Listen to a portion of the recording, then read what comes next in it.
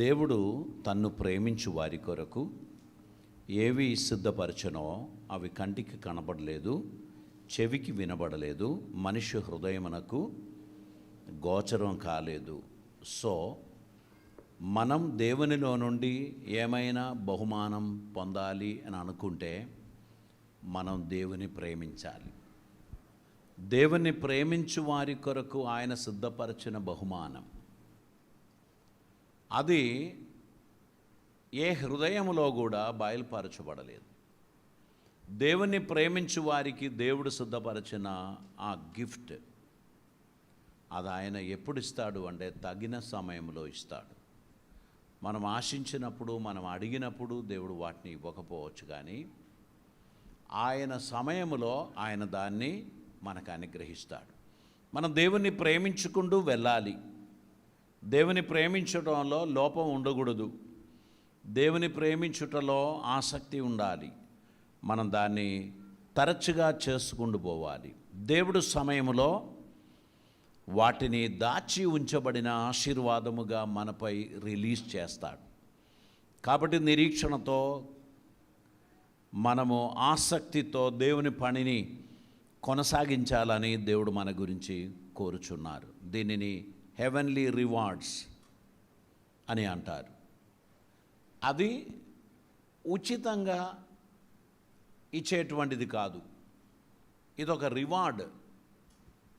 ప్రేమించిన వారికి ఇచ్చేది. ఉచితంగా అందరికీ రక్షణ ఇచ్చాడు. దానికి ఎవరు ఏమీ చెల్లించాల్సిన అవసరం లేదు. కానీ తన్ను ప్రేమించు వారికి ఆయన సిద్ధపరిచిన బహుమానం అది మనం చేసే పనికి ఫలితం అన్నమాట. దేవుడు వాటిని మనకు అనుగ్రహిస్తాడు. వెంటనే మనకు ఇవ్వకపోవచ్చు, కానీ మన కష్ట సమయంలో మనకు అత్యవసరమైనప్పుడు ఆయన దాన్ని మనకిచ్చి మనల్ని నిలబెట్టిస్తాడు.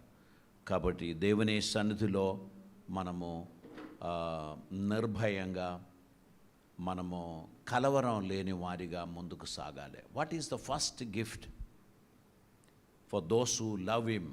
ఆయనను ప్రేమించు వారికి ఆయన ఇచ్చే మొట్టమొదటి గిఫ్ట్ ఏంటి? రక్షణ కదా. పాపక్షమాపణ. పాపక్షమాపణ మనకి ఇవ్వడానికి ప్రభు ఏం చేశాడు తెలుసా? పరిశుద్ధాత్మను ఈ లోకంలోనికి పంపి మనకు పాపమును గూర్చి, నీతిని గూర్చి, తీర్పును గూర్చి ఒప్పింపచేశాడు. యోహాను సువార్త 16వ అధ్యాయం 7 నుంచి 9 వరకున్న వచనాలు, లేదా 9 నుంచి 11 వరకు మనం చదివినట్లయితే అక్కడ 7 నుంచి చదవండి. నేను మీతో సత్యము చెప్పుచున్నాను, నేను వెళ్ళిపోవుట వలన మీకు ప్రయోజనకరము.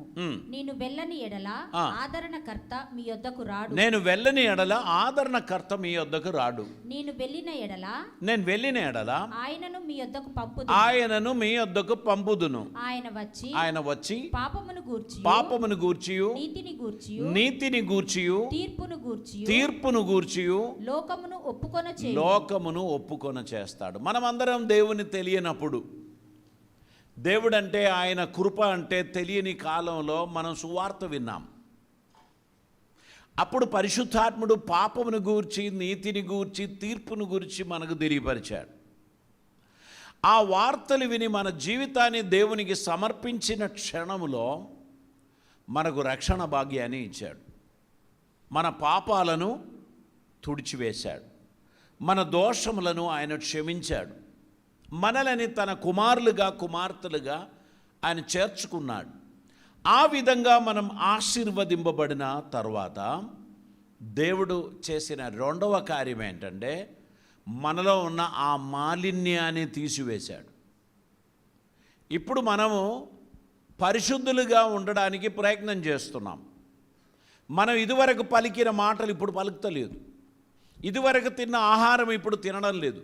ఇదివరకు తాగిన పానీయం ఇప్పుడు తాగడం లేదు. ఎందుకంటే ప్రభు మనలో ఉన్నాడు అనే విశ్వాసం ఆయనకిష్టులుగా ఉండడానికి తగినట్లు మనల్ని ప్రేరేపిస్తుంది. నేను దేవుని మహిమపరచాలి, దేవునికి ఇష్టుడిగా ఉండాలి, గనక ఇవి నాకు తగదు అని నన్ను ఒప్పింప చేస్తున్న పరిశుద్ధాత్మ వలన పరిశుద్ధతలోనికి నేను మూవ్ అవుతున్నాను. కొంచెంగా నాలో మార్పులు స్టార్ట్ అయింది. ఇదివరకు అన్నిటికీ గొడవ పడేవాడిని, ఇప్పుడు పోనీలే అని అనుకోవడం మొదలుపెట్టాను. ఇదివరకు నేను ఈగో ఎప్పుడు కూడా కింద పెట్టేవాని కాదు. నా ఈగో నాకు, దాన్ని ఎవరైనా హర్ట్ చేస్తే నేను ఊరుకునేది కాదు.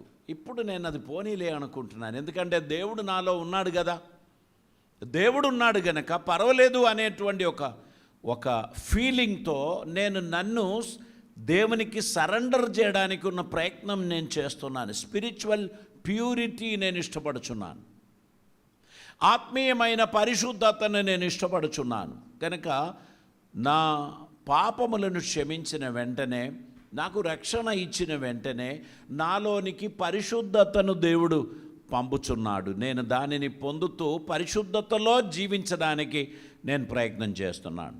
మూడవదిగా ఏంటంటే, now I have hope in Jesus.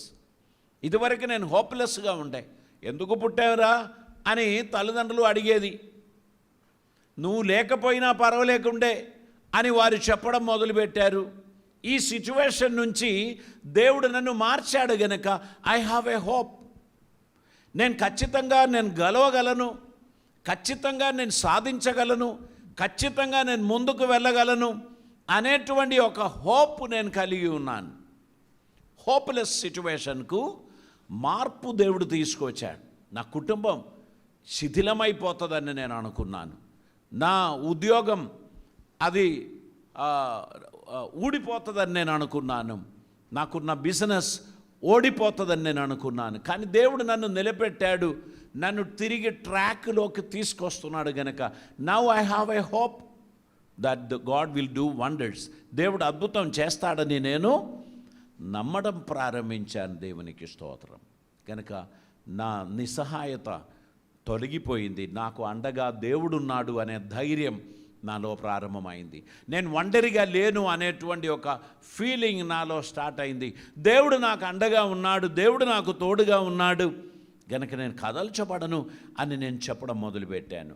ఇక్కడ ఇంకా మనం చూసినట్లయితే దేవుని గూర్చి నేను తెలుసుకోవడం ప్రారంభించాను. దేవుడు మార్మికమైన విషయాలు నాకు బయలుపరచడం మొదలుపెట్టాడు.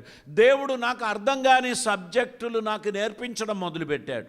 మీరు చదివిన 9వ వచనానికి కింది వచనం 10వ వచనం చదువమ్మా. 1 కొరింథీ పత్రిక 2వ అధ్యాయం 10వ వచనం.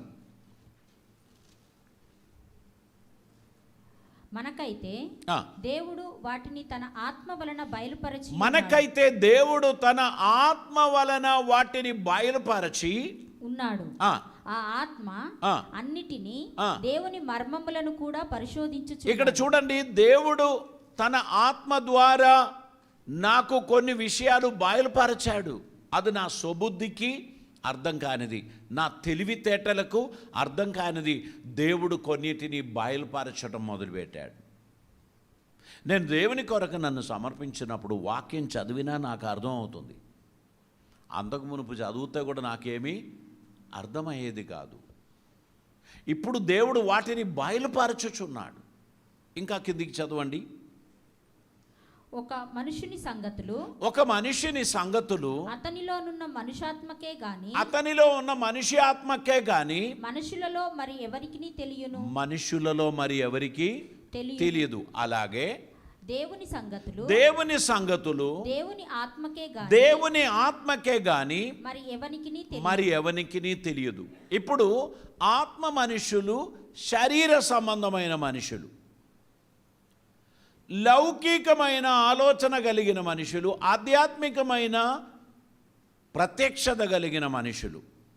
మనం దేవుని అందు విశ్వాసం ఉంచుచున్నాం, చూడకుండా నమ్ముచున్నాం. కొందరైతే నేను చూస్తేనే నమ్ముతా, నేను వింటేనే నమ్ముతా, నువ్వు చెప్పిన కథలన్నీ నేను నమ్మలేను అని అంటారు.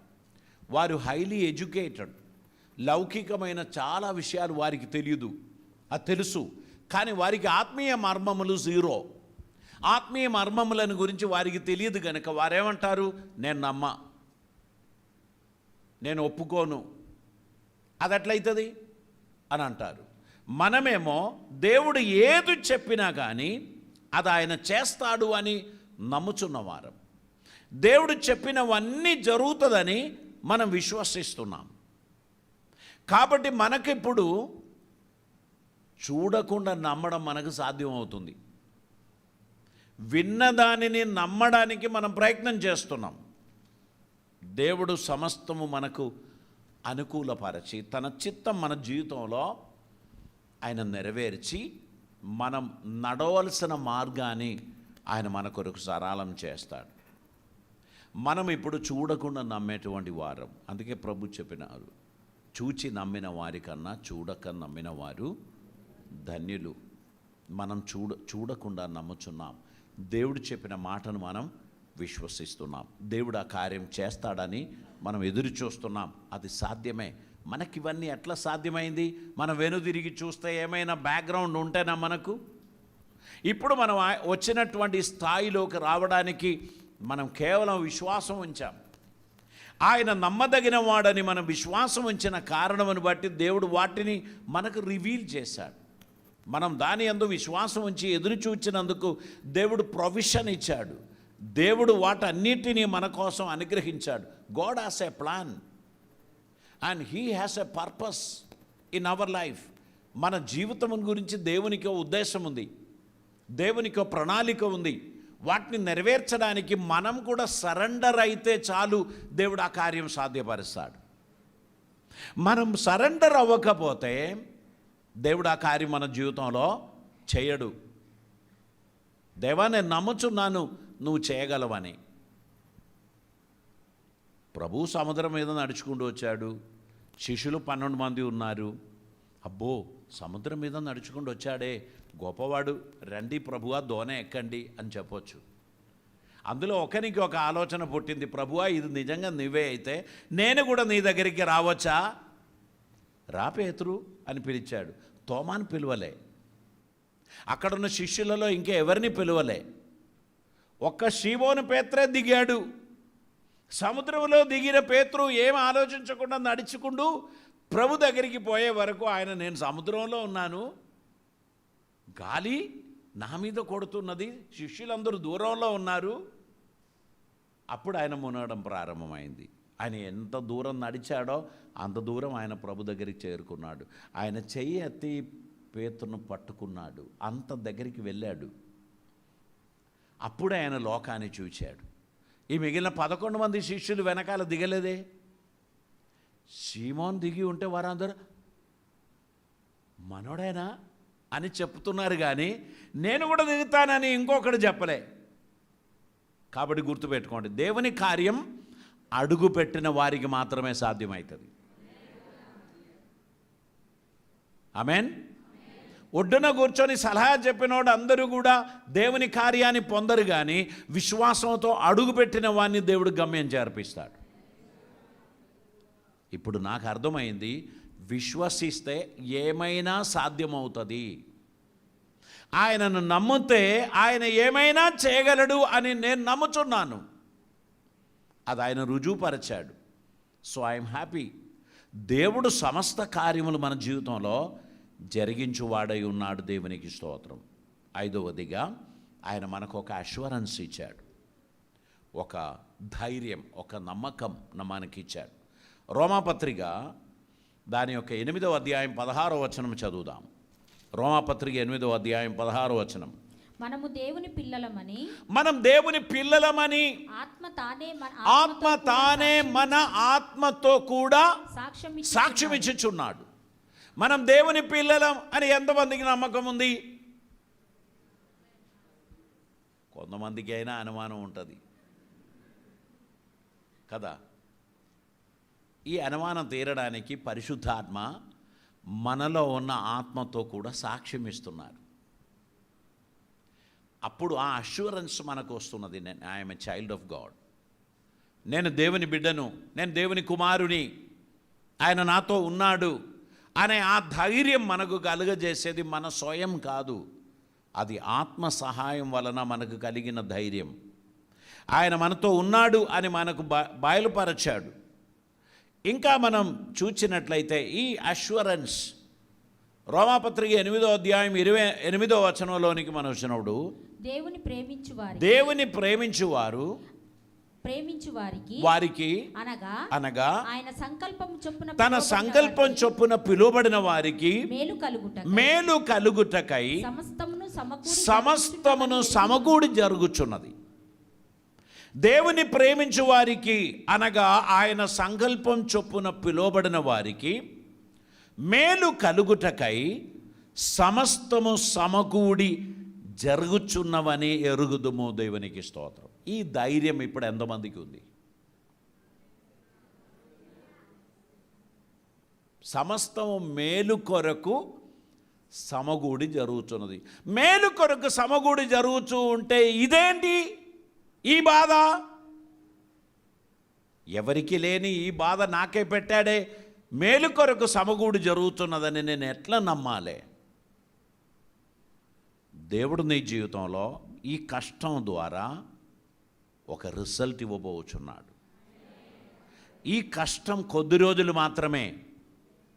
దీని అవతల ఆయన నిన్ను కట్టబోచున్నాడు, నిలబెట్టబోచున్నాడు, నడిపింపబోచున్నాడు. నువ్వు ఆయన కొరకు పరిగెత్తబోచున్నావు. హల్లెలూయా. ఇప్పుడు నేను లేచి నిలవలేనే అని నువ్వు అనుకుంటే రేపు నువ్వు ఆయన కొరకు పరిగెడతావు. అందుకు దేవుడు సమస్తం మేలు కొరకు సమకూడి జరిగించుచున్నాడు. పరిశుద్ధుడైన తండ్రి, కృపామేడువైన దేవా, నీకు వందనాలు. అద్భుతమైన నీ సన్నిధి కొరకై స్తోత్రం. ఈ దినమందు మాతో మాట్లాడినందుకు స్తోత్రం. నీ కృప ద్వారా మమ్మని ఆదరించినందుకు స్తోత్రం. తండ్రి, నీ వాక్యం మా వినికిడిలో అది దీవెనగా పరిణమించి నీ చిత్తం మా జీవితంలో నెరవేరాలని మమ్మల్ని మేము సరెండర్ చేస్తున్నాం.